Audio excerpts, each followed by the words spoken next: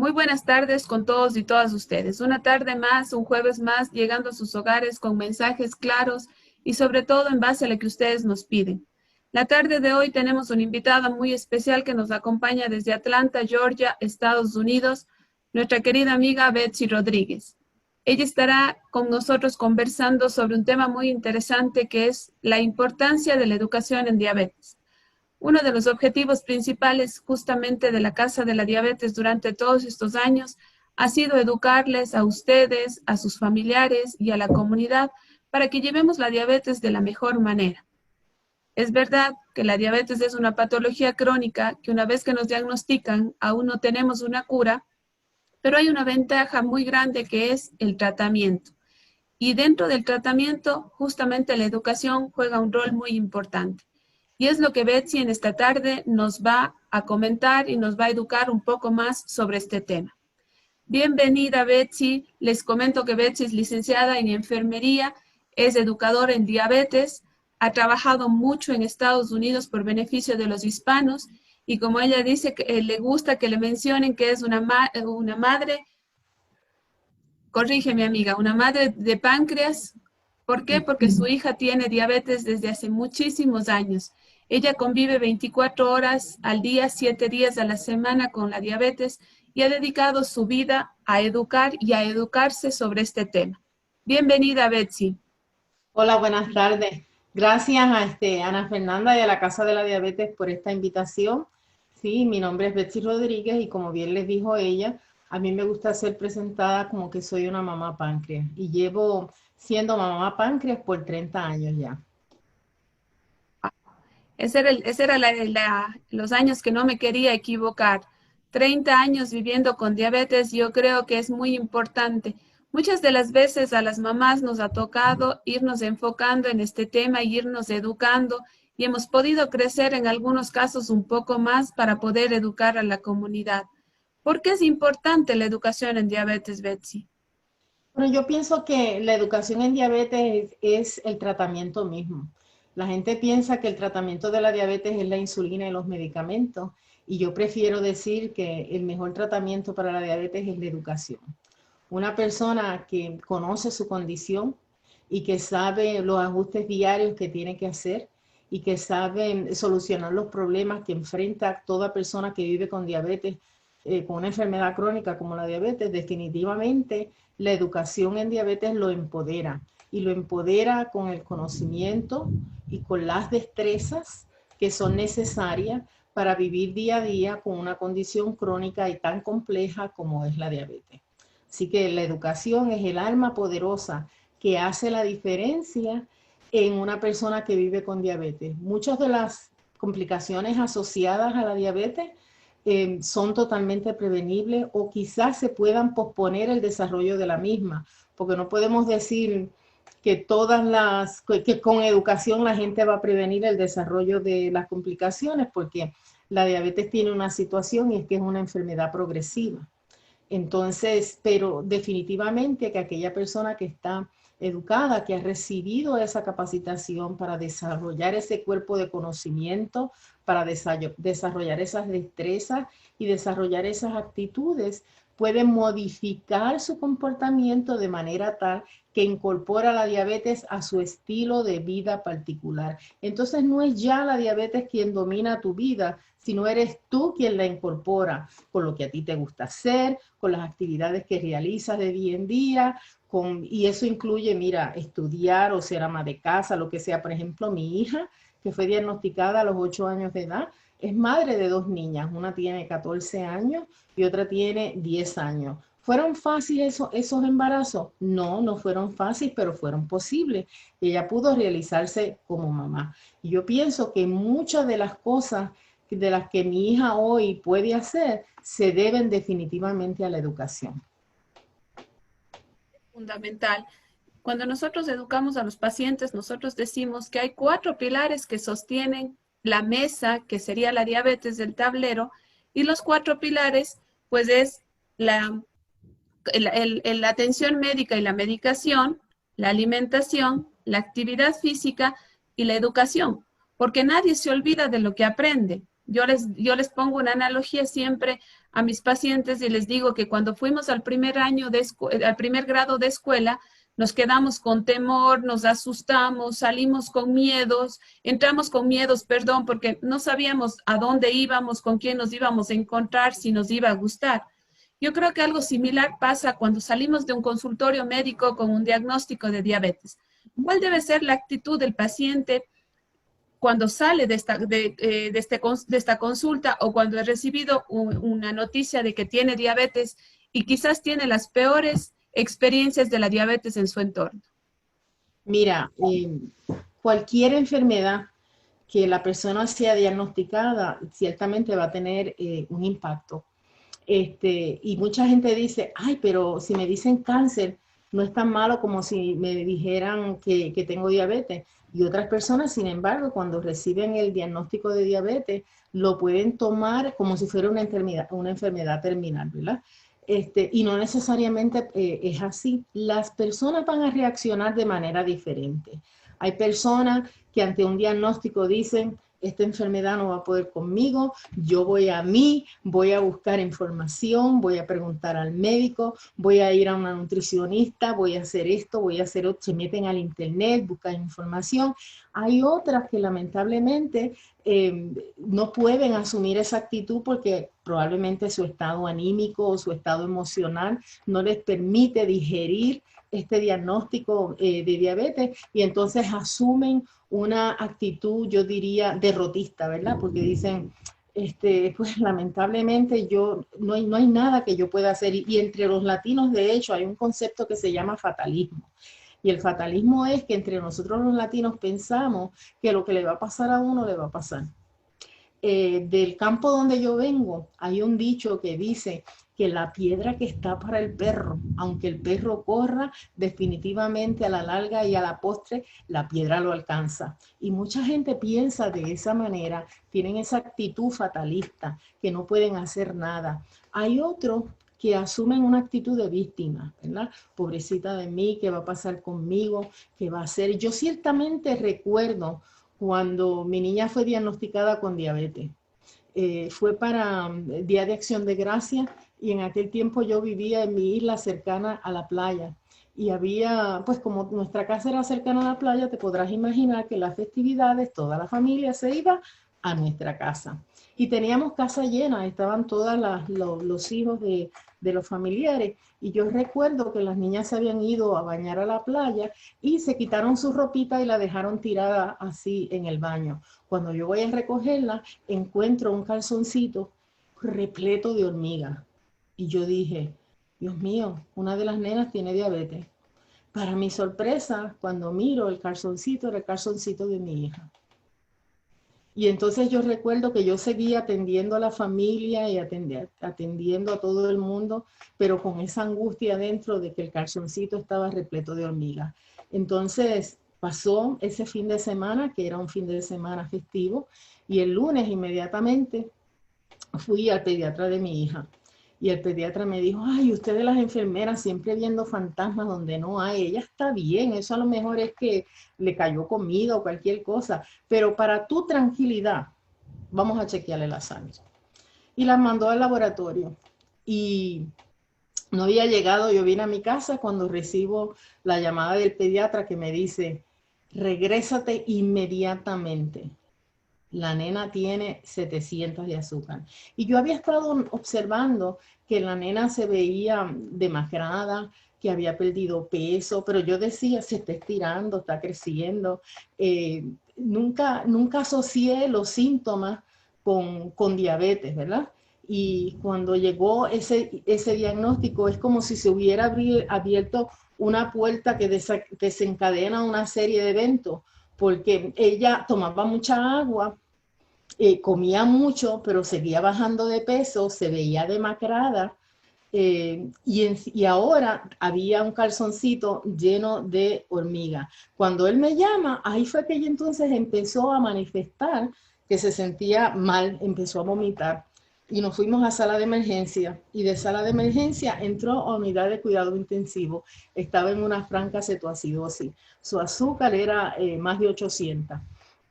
Y entonces, pues te imaginarás entró toda esos eventos que tú no te los esperas, que llegan a tu vida cuando menos tú te los esperas. Estuvo muy mal, pensábamos que la perdíamos.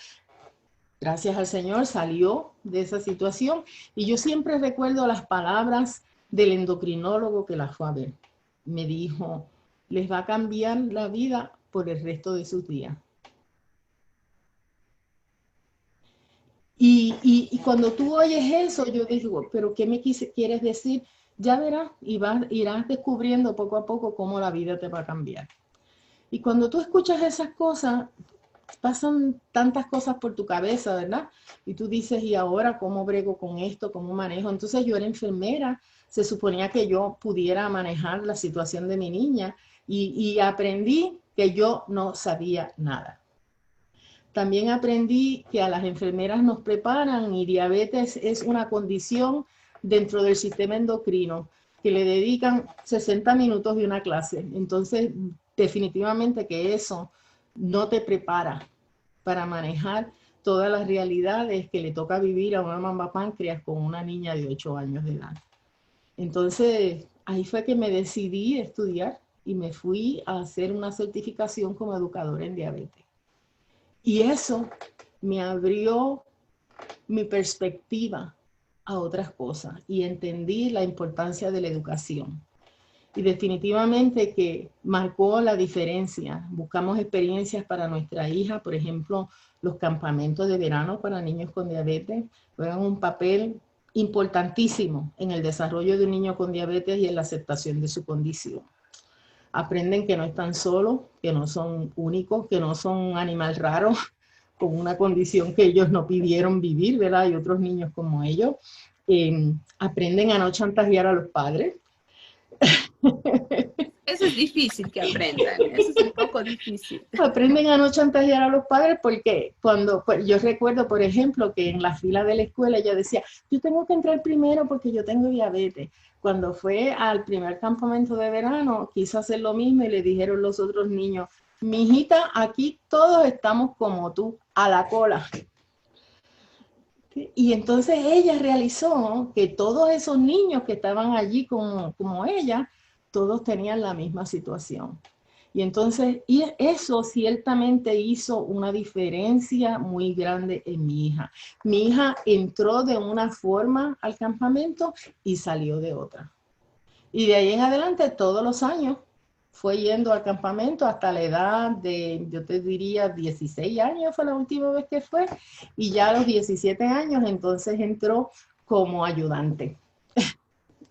Ya van ascendiendo también.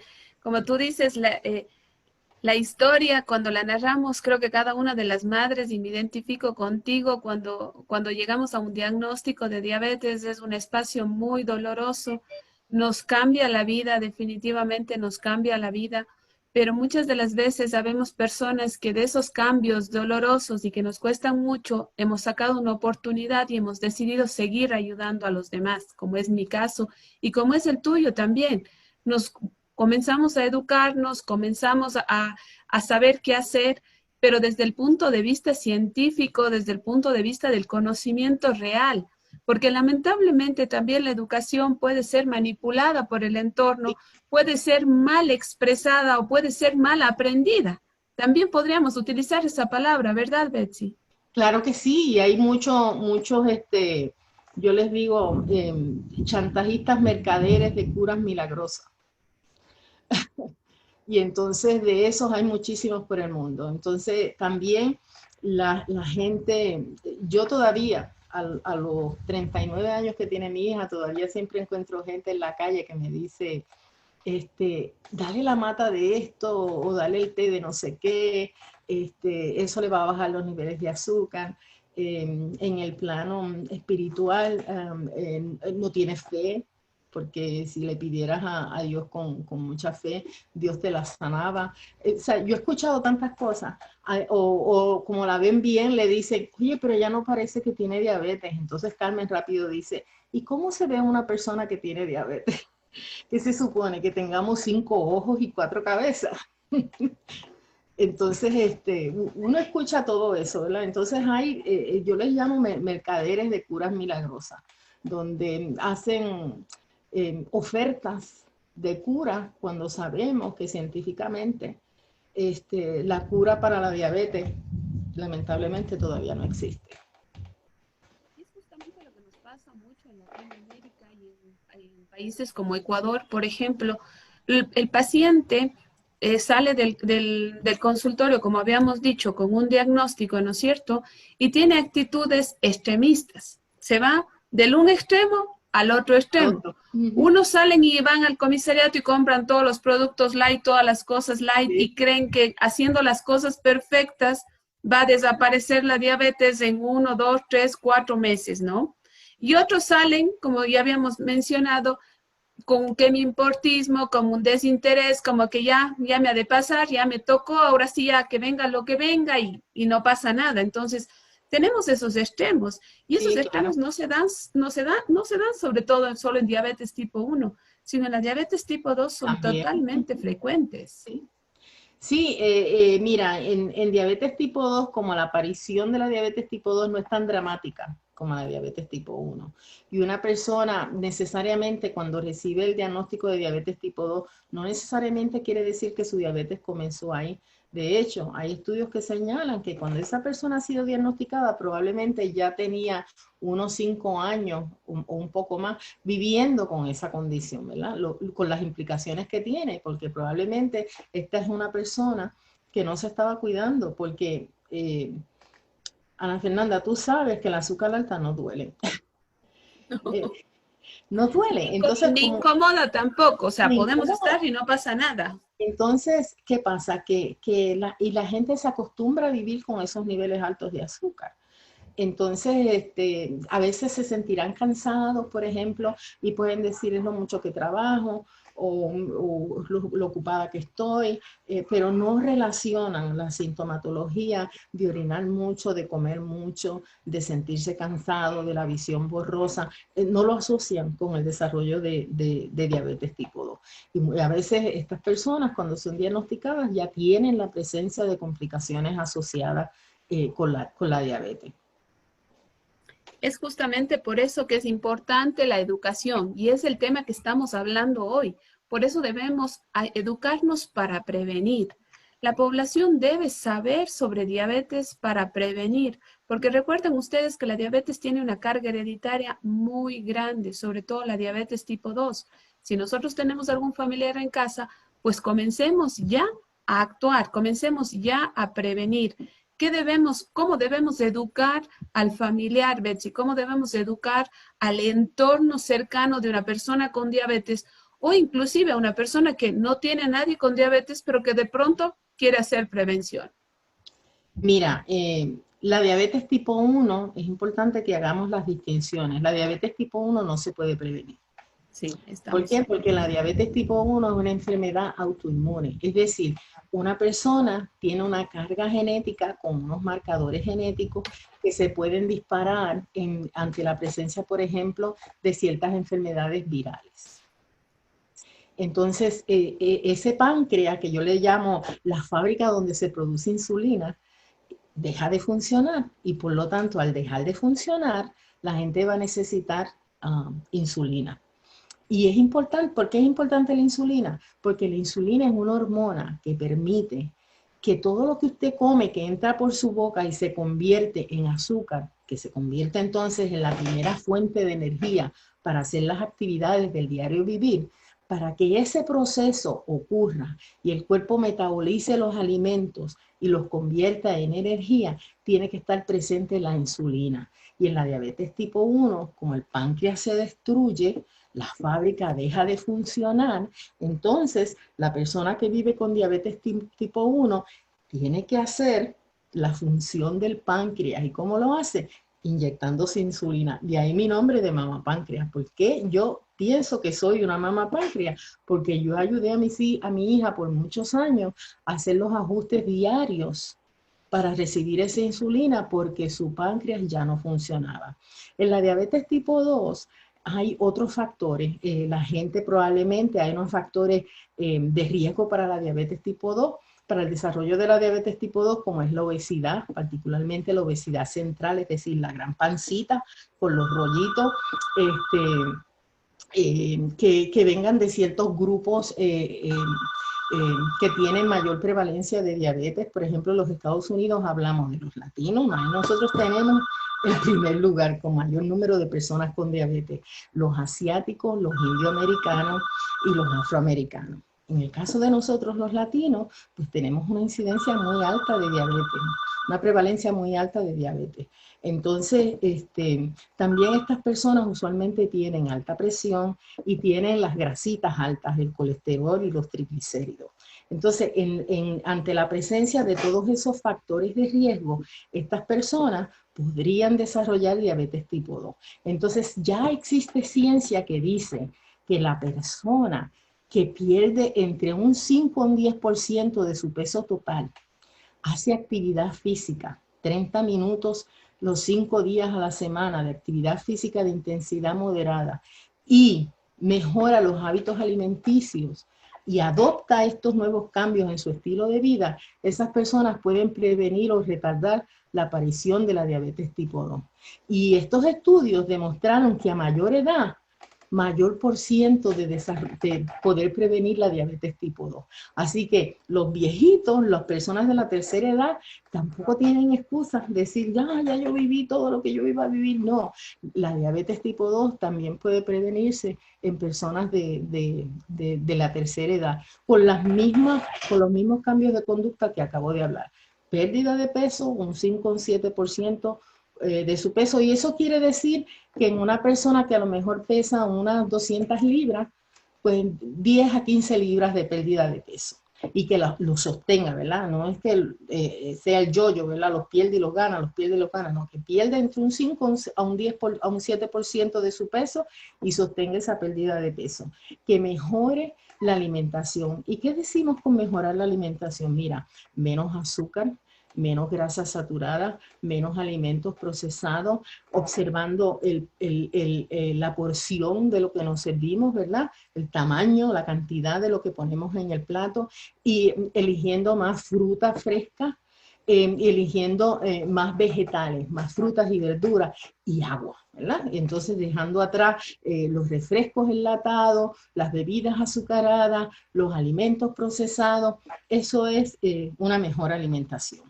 Y entonces luego la actividad física, importantísimo.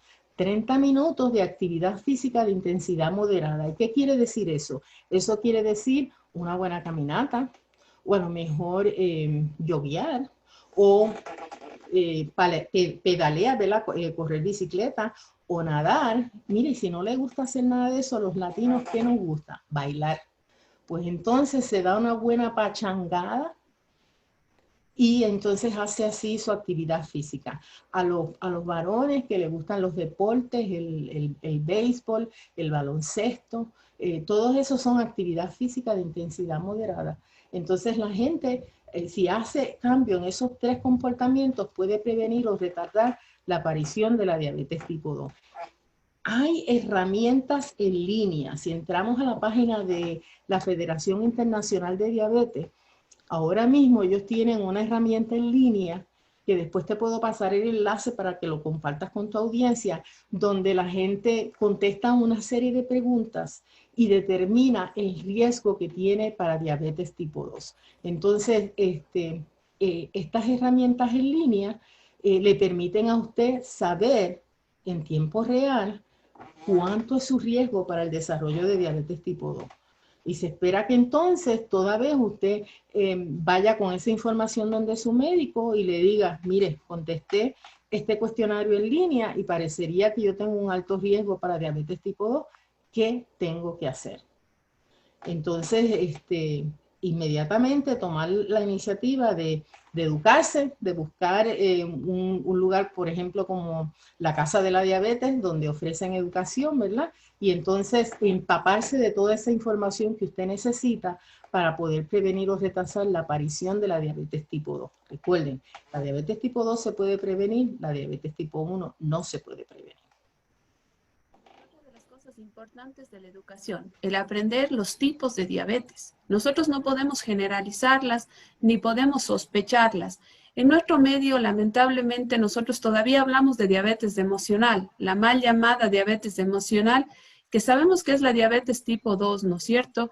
Es en donde que se encaja la diabetes emocional. ¿Por qué? Porque las emociones son un activante del diagnóstico o también son un activante de la descompensación de la enfermedad.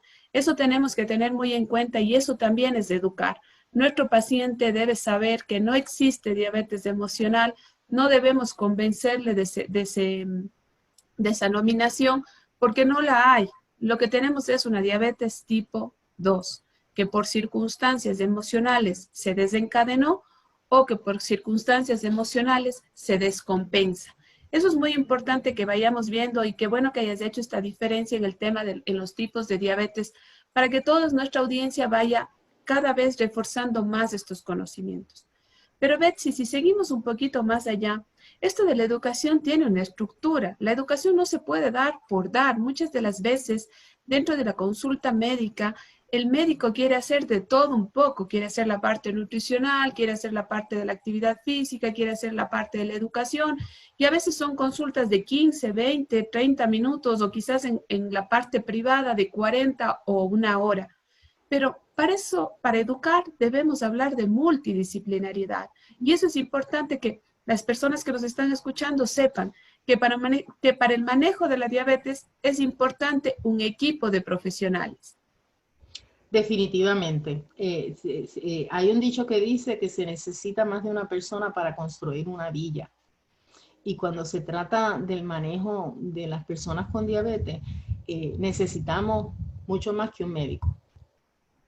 Necesitamos una educadora en diabetes, necesitamos una nutricionista, necesitamos un podiatra, necesitamos un dentista, necesitamos... Aquí se dice podólogo al podiatra, por si acaso. Podólogo, okay. Podólogo. Y la nutricionista, ¿le dicen nutriólogo o nutricionista?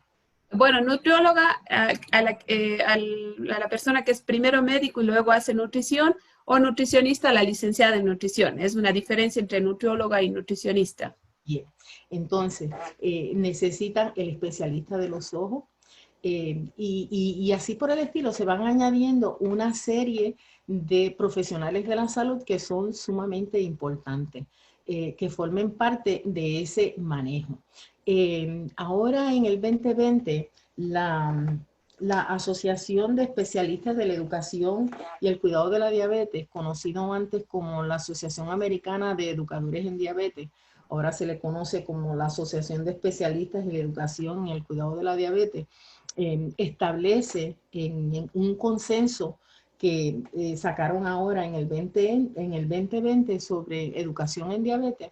Ellos establecen la importancia de que las personas con diabetes sean manejadas por un equipo multidisciplinario y particularmente hace un énfasis en la inclusión del especialista en la nutrición y del especialista en asuntos de salud mental. El psicólogo, que es fundamental. Exacto. Sabemos que una persona con diabetes es más propensa a depresión, por ejemplo. Entonces, por eso es que necesitamos que las personas sean vistas por ese equipo. ¿Por qué? Porque cada uno de los miembros del equipo tiene una preparación y un trasfondo que lo prepara como especialista en esa área de una manera diferente. Si bien las enfermeras, por ejemplo, en mi caso, que soy enfermera, tenemos unos conocimientos generales de nutrición, eso no me convierte en una especialista en nutrición. Entonces yo requiero que como educadora en diabetes en el área de enfermería, que es donde es mi rama principal, yo requiero trabajar de la mano con un especialista de nutrición. Requiero trabajar de la mano con un médico. El médico va a estar a cargo del aspecto clínico. La educadora en diabetes va a estar a cargo de la educación en 7 comportamientos básicos relacionados con la diabetes. La especialista en nutrición se va a enfocar en el área de la nutrición, el podólogo en el bienestar de sus pies, el dentista en su salud bucal, el oftalmólogo o el optómetra en la salud de sus ojos, y ya más adelante si desarrolla otras complicaciones, ¿verdad? Se van asociando otros miembros como el cardiólogo si desarrolla enfermedades cardiovasculares, el nefrólogo si desarrolla problemas de riñón, y así por el estilo. Se van añadiendo una serie de profesionales a la salud que son importantes. En algunos lugares, por ejemplo, en los Estados Unidos y en México le llaman activadores de ejercicio. En Estados Unidos le llaman los fisiólogos del ejercicio. Están también los farmacéuticos que juegan un papel muy importante en ese equipo de salud multidisciplinario. Como ven, por eso les decía que se necesita más de una persona para construir una villa, y para manejar a una persona con diabetes se necesita ese equipo multidisciplinario que trabajen como eso mismo, como un equipo, de manera tal que vean a la persona con diabetes de una manera integral, considerando todos los aspectos que afectan la persona, porque esta es la situación con la diabetes. Nómbreme un órgano y yo le nombro una complicación asociada con la diabetes. Por lo tanto, entonces, hay que extender más allá de la visión de tengo un médico que se encarga de todo lo mío. Entonces, los médicos también entonces han evolucionado mucho en este aspecto en términos de hacer lo que llamamos las referencias oportunas. ¿Y qué quiere decir eso? Las referencias oportunas es cuando un médico sabe que en los 15 minutos de gloria que tiene frente a la persona con diabetes no le dan para cubrirlo todo, y refiere, por ejemplo, a esa persona, remite a esa persona a un educador en diabetes, por ejemplo, o a un especialista de nutrición. O empieza a ver en los laboratorios indicaciones de daño al riñón, refiere oportunamente a esa persona a un especialista en enfermedades del riñón. Y así por el estilo. Las personas con diabetes deben chequearse su visión todos los años. Entonces, es importante que esta persona visite a ese especialista de la visión todos los años para ver cómo va funcionando su vista y cómo cómo la diabetes va impactando la salud de sus ojos, por ejemplo. Ahora se está hablando hasta la relación de diabetes y Alzheimer, por ejemplo. Entonces, como vieron, yo les digo, nómbreme un órgano y yo le nombro una complicación asociada con la diabetes. Parte de este punto es bien importante que les mencioné lo que son los 7 comportamientos de autocuidado para las personas con diabetes. ¿Qué quiere decir eso? Mira, el comportamiento número 1 es alimentarse de manera saludable. El comportamiento número 2, ser activo. Comportamiento número 3, el monitoreo. El monitoreo, no solamente de la glucosa, sino del peso, de la tensión arterial y de todos los demás valores como son el colesterol, los triglicéridos y todo este tipo de cosas. Tomar los medicamentos. Y los medicamentos, cuando hablamos de medicamentos, estamos hablando de medicamentos que se tomen por boca o medicamentos que sean inyectables, porque ahora la insulina no es el único medicamento inyectable. Otro comportamiento importante es saber sobrellevar la diabetes de manera saludable. Y esto tiene un poco que ver con la aceptación de la condición, la integración de la diabetes en el estilo de vida particular. También hablamos de reducir los riesgos. ¿Qué queremos decir con esto? Mira, una manera de una persona con diabetes reducir los riesgos es lo que le decía. Acordarse que todos los años tiene que chequearse la vista. Acordarse que todos los días debe cotejarse sus pies. Acordarse que no debe fumar.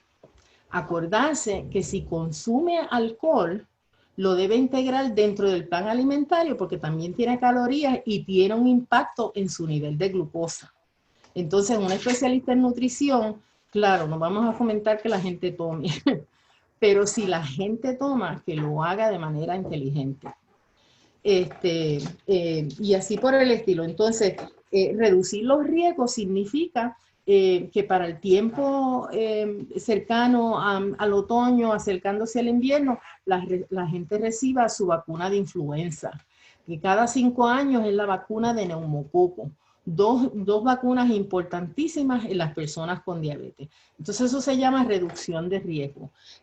También hablamos de la resolución de problemas.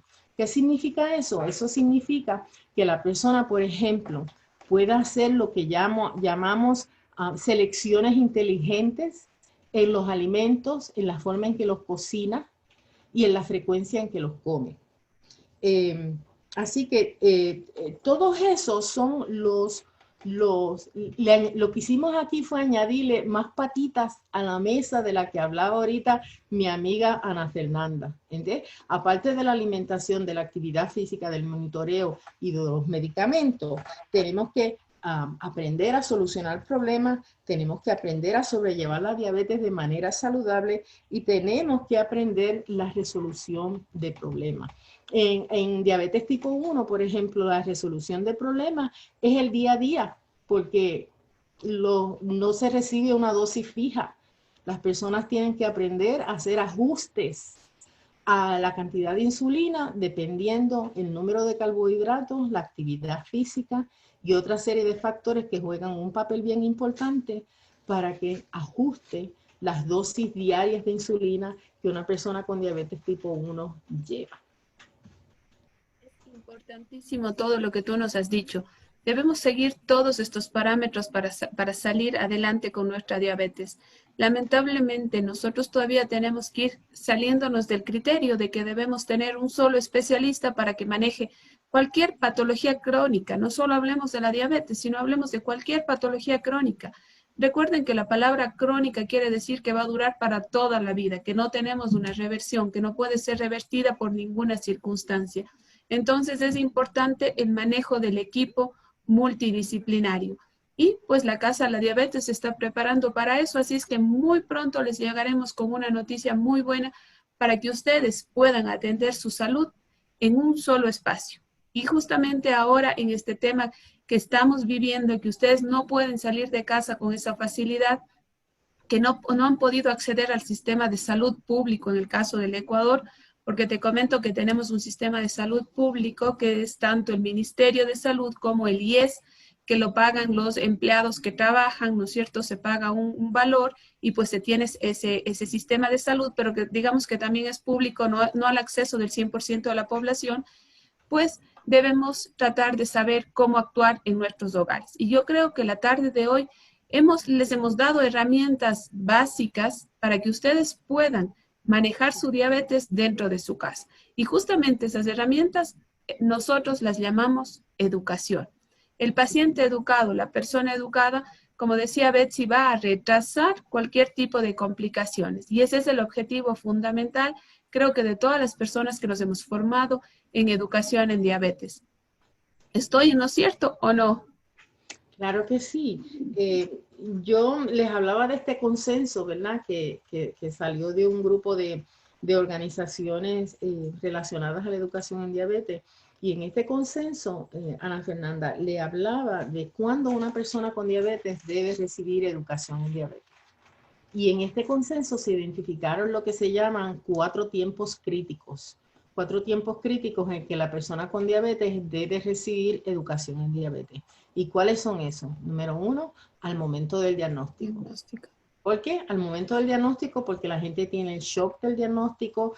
La pregunta más común es ¿qué puedo o qué no puedo comer? ¿Verdad? Sí. Diabetes igual comida, no hay otra salida a ese momento. Es que mira, como seres humanos, estamos alrededor de actividades y todas esas actividades tienen alrededor comida. Si tú dices, vamos a ir al cine, ¿qué se viene a tu cabeza? Palomitas de maíz.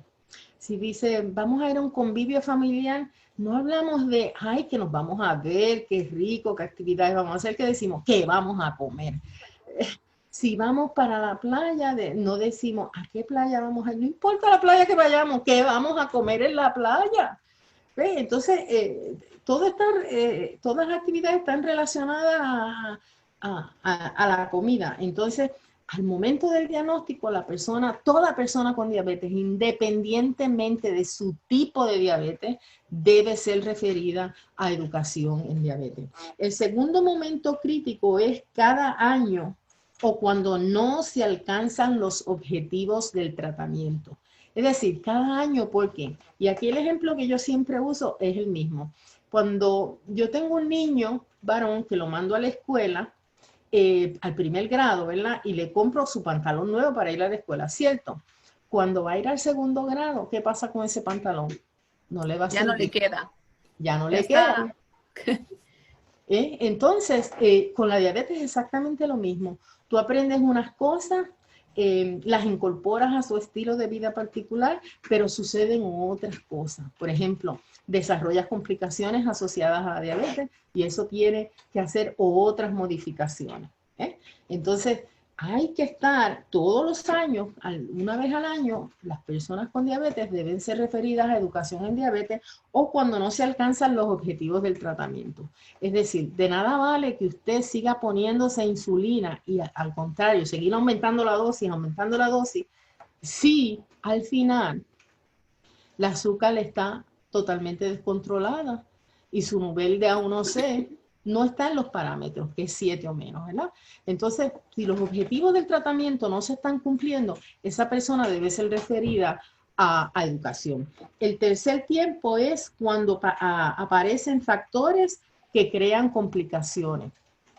¿Y qué factores pueden ser eso? Mire, puede ser, por ejemplo, esta persona de la tercera edad que la esposa le hacía todo, le inyectaba la insulina, le chequeaba el azúcar, hacía las compras, le cocinaba, todo. Como sería mi abuelito, por ejemplo, ¿verdad? Mi marido no, porque mi marido está bien entrenadito. Mi marido cocina delicioso. Y el mío también. Entonces, ¿qué pasa? Pero nuestros abuelitos, la abuelita le hacía todo y de momento la abuelita se muere. ¿Ven? Entonces, eso es un factor que aparece en complicaciones, que pueden ser complicaciones del diario vivir, pero pueden ser también la aparición de complicaciones asociadas a la diabetes. Por ejemplo, hay complicaciones asociadas a la diabetes de las que la gente no habla. Por lo general, cuando hablamos de complicaciones asociadas a la diabetes, la gente piensa, me quedo ciega, o los riñones se me dañan, o me amputan las piernas, o me amputan los pies. La mayoría de la gente, o tengo que recibir diálisis. Pero hay otras complicaciones. En el hombre, por ejemplo, se desarrolla impotencia sexual. En algunas personas con diabetes de 10 años o más de duración de la diabetes desarrollan problemas con la digestión y se desarrolla gastroparesis, por ejemplo. Y las personas con estos problemas digestivos tienen muchísimas situaciones. O sea, yo les diría, tienen que aprender a comer otra vez.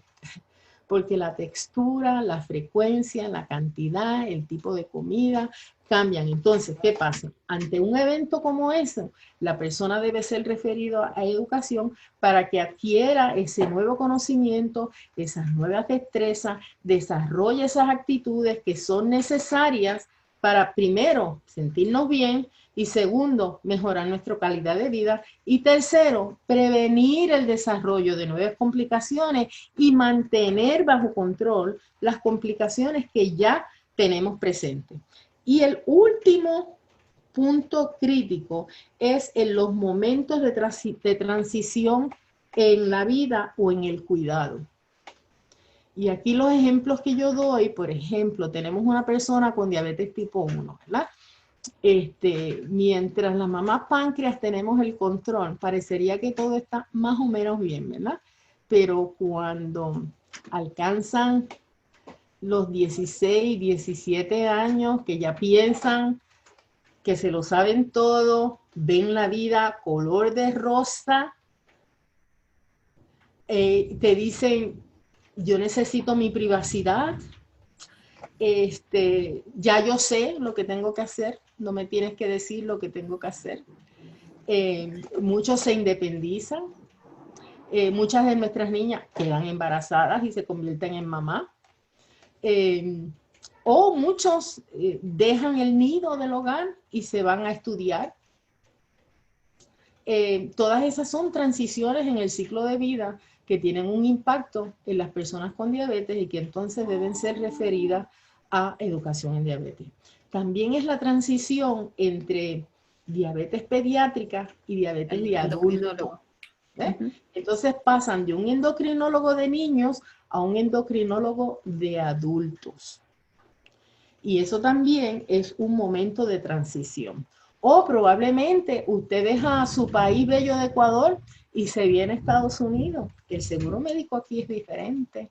Aquí hay que coger clases para saber qué seguro médico vamos a seleccionar, cuál será la mejor cubierta que nos cubra todas las necesidades de las personas con diabetes. Y les cuento que eso no es tarea fácil.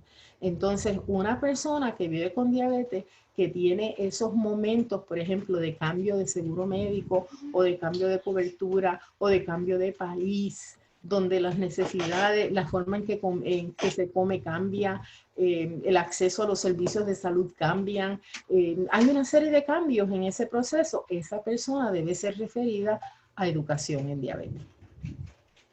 Eso es muy importante. Yo creo que el marcar estos 4 espacios o el marcar estas 4 necesidades de educación son las básicas, porque consideramos que un paciente tiene que estarse educando constantemente. Recuerden que ustedes deben ir a la consulta de su médico, salen de la consulta y deben recibir educación.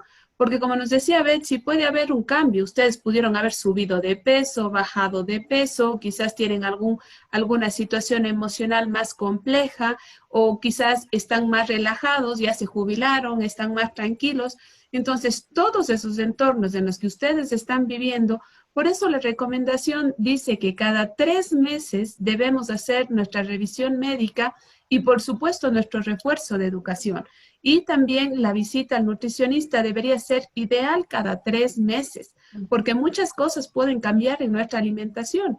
De pronto podemos, inclusive hasta por la época de producción de los alimentos, podemos dejar de consumir unos para consumir otros. Entonces, es fundamental y básico el control trimestral del médico y pues la recomendación y el refuerzo de conocimientos referente al tema de su diabetes. Yo creo que la noche de hoy nos podemos quedar conversando de largo. La educación es tan grande. Betsy, ¿cuánto tiempo hemos estado educándonos? ¿Cuánto tiempo has estado como mi maestra motivándonos, reforzándonos y compartiendo en congresos, en talleres, en capacitaciones, todo esto para que podamos llegar con el mejor mensaje a ustedes? Nosotros como Casa de la Diabetes nos hemos esforzado justamente para que ustedes como profesionales de la salud puedan capacitarse. Por eso estamos dando cursos de educación en diabetes para profesionales. Motívense, entren a nuestra web y busquen información. No dejen de seguirlos. Debemos ir comenzando poco a poco, porque te diré que en el Ecuador, lamentablemente, la educación en diabetes no tiene el sitial que se merece. Y estamos trabajando en eso para que el profesional de la salud se motive, se dedique a educarse y pueda hacer un buen trabajo con su paciente. Pero también recuerde que no nos hemos olvidado de ustedes. También tenemos cursos de capacitación para el paciente, para su familiar o para la comunidad interesada en educarse en diabetes. Así es que yo creo que después de esta magistral clase, donde que ha habido una parte emocional y mucha parte de conocimientos científicos, yo creo que ustedes van a quedar muy motivados a saber que la educación debe ser hecha por un profesional y por un equipo multidisciplinario. Danos tu mensaje final, amiga, para podernos despedir.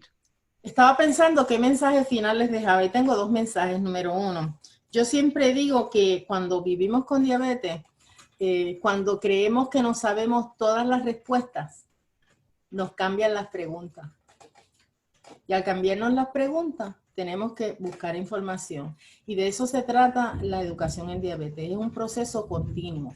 Si bien el consenso determina esos 4 momentos críticos, la verdad es que con la diabetes se vive 24/7, los 365 días del año, y no podemos decir que nos vamos de vacaciones en un crucero y dejamos la diabetes enganchada en la casa, porque no es así. Se viene con nosotros. De hecho, hay un programa que desarrolló una amiga mía que se llama La Tía Betes. Ella le llamó La Tía Betes porque vino la tía a quedarse y ya no se va. Entonces, tenemos que vivir con la diabetes por el resto de nuestras vidas. Eso es uno. Así que cuando creemos que sabemos todas las respuestas, nos cambian las preguntas. Y lo segundo es que la vida se trata de decisiones. Yo recuerdo en una ocasión, en los tiempos de adolescencia de mi hija, que estábamos batallando duramente porque estaba rebelde y no quería hacer las cosas y yo decía, Dios mío, ¿cómo le llego? Y se me ocurrió esta analogía, Ana Fernanda. Yo le dije, hija mía, tienes que ser como los árboles.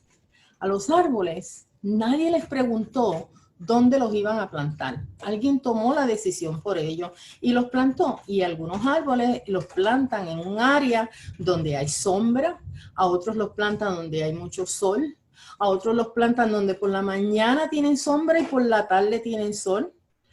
Los terrenos donde los plantan son de manera diferente. Y tampoco le preguntaron a los señores árboles qué tipo de fruto querían dar. Entonces, por eso hay unos árboles que dan mango y hay otros que dan melocotones o dan manzanas, ¿verdad?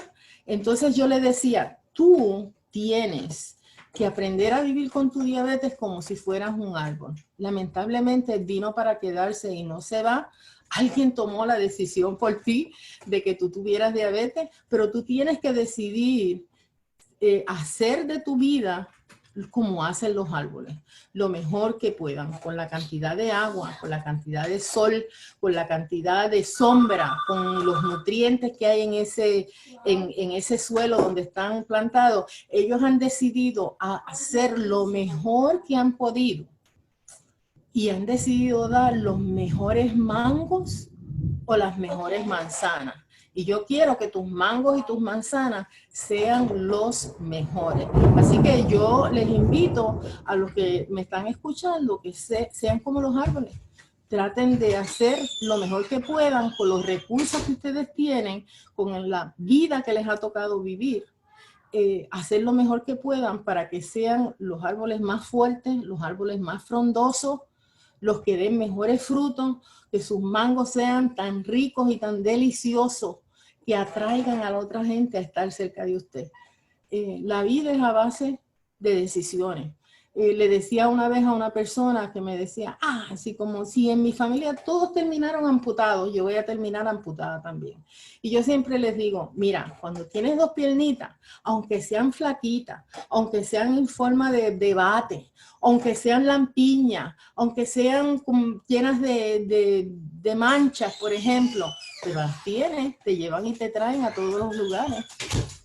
Cuando no las tienes, entonces es que te das cuenta la falta que te hacen. Esas piernitas hay que cuidarlas. Ese corazoncito hay que cuidarlo. Esos riñoncitos hay que cuidarlo. Esos ojitos hay que cuidarlo.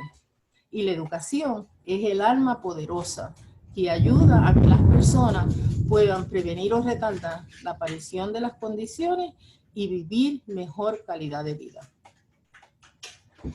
Muchísimas gracias. La tarde de hoy creo que ha sido una tarde muy interesante. Ustedes han aprendido mucho y yo creo que algún rato vamos a tener que regresar, Betsy, para seguir motivando y para seguir educando a nuestra comunidad. Solo la educación nos permitirá vivir mejor, como dice el lema de la Casa de la Diabetes, y es el que queremos que ustedes se graben en su mente. Que tengan una muy buena tarde y nos vemos muy pronto. Un abrazo a todos. Un abrazo. Chao.